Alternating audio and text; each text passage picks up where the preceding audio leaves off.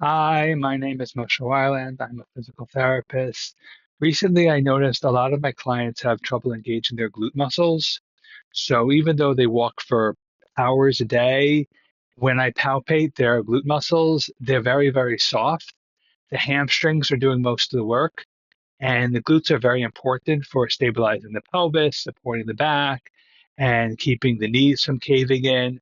So, one of the first things I do is try to make sure that the glutes are firing the way they're supposed to be firing. An interesting diagnostic technique that I learned from a book, which is something very simple that you can actually do at home. All you just need is a willing partner.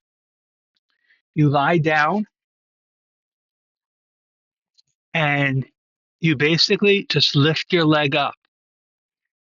If you put your hands here on the hamstrings, you'll feel them fire when you lift your hip up, you lift your leg up. You should also feel them firing here on your glutes. You should also feel them firing in your back muscles to keep you from tilting all over the place. Now, ideally, the glutes should fire before the hamstrings fire. So if you put one hand here and one hand here, and even in me, this fired before this. My glutes did not fire until I was up to here. Now, I will go through a bunch of exercises that I have found helpful to get people to engage their glutes correctly.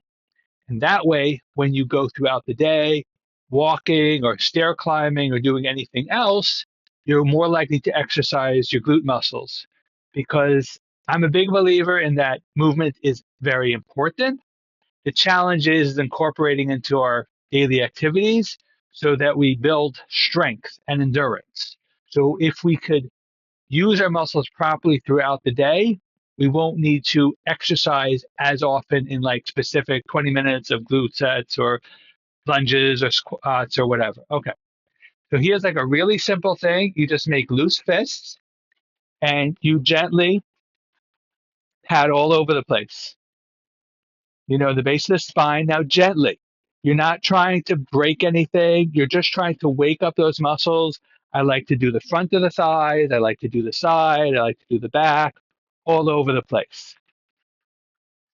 So that's one thing that I found very helpful. Another thing is a lot of patients come with back pain. So I tell them just to squeeze their glutes. They're lying down and they just squeeze. You should feel your hips go out a little bit because that's what the glute muscles do. They bring your leg back and turn it out. And so, no matter what you have, this is usually pretty safe because your back is stabilized, your hip is stabilized, knees are not going anyplace. All you do is contracting those muscles.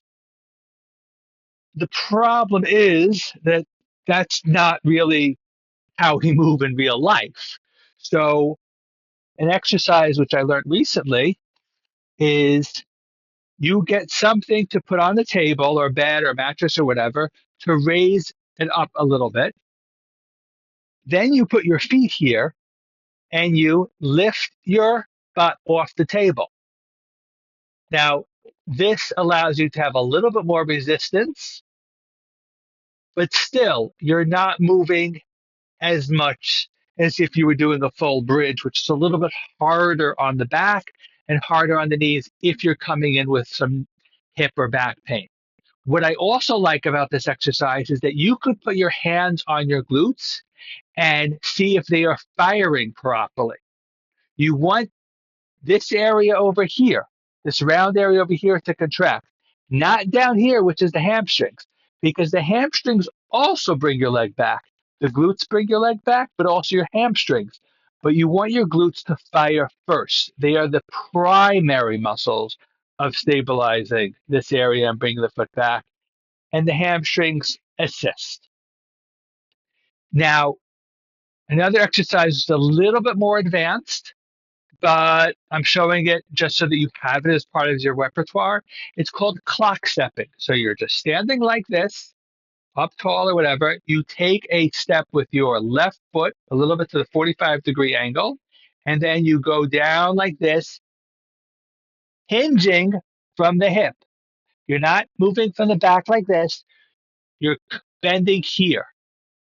Then you bring the leg back, bring the other leg forward, hinge at the hip so your butt goes back, and you go like this. So what this does is it elongates the glute muscles because you're going like that, and you're getting a nice, what's called eccentric. You're elongating it.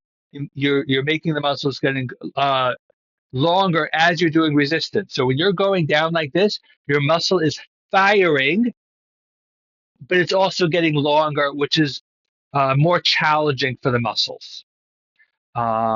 Yes, you could do squats, but if you do squats, you need to be very careful that you're using your butt muscles because you could use your knee muscles to just constantly put you up, but you want your butt going back so you can feel a little bit of a stretch there. And then you want to kind of feel like your hips are coming forward. So the power is coming from here. The hamstrings go to the knees. So if you're feeling it align your knees, there's probably a lot of pull here. And you don't have to lock your knees. You just go butt back. One image people sometimes like is like you're sitting down on the toilet and you go back, keeping your back straight. So it's back and down. I feel a nice stretch here.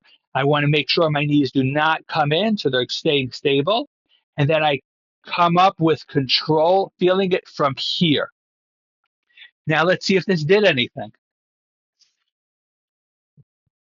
So let's just get this out of the way. You lie down, one hand on the hamstring, one hand on the glute, and I feel this firing right here very quickly.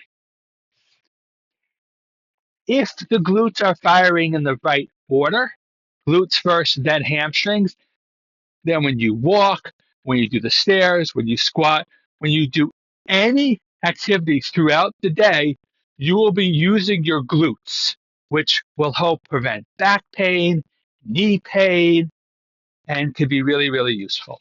Thank you.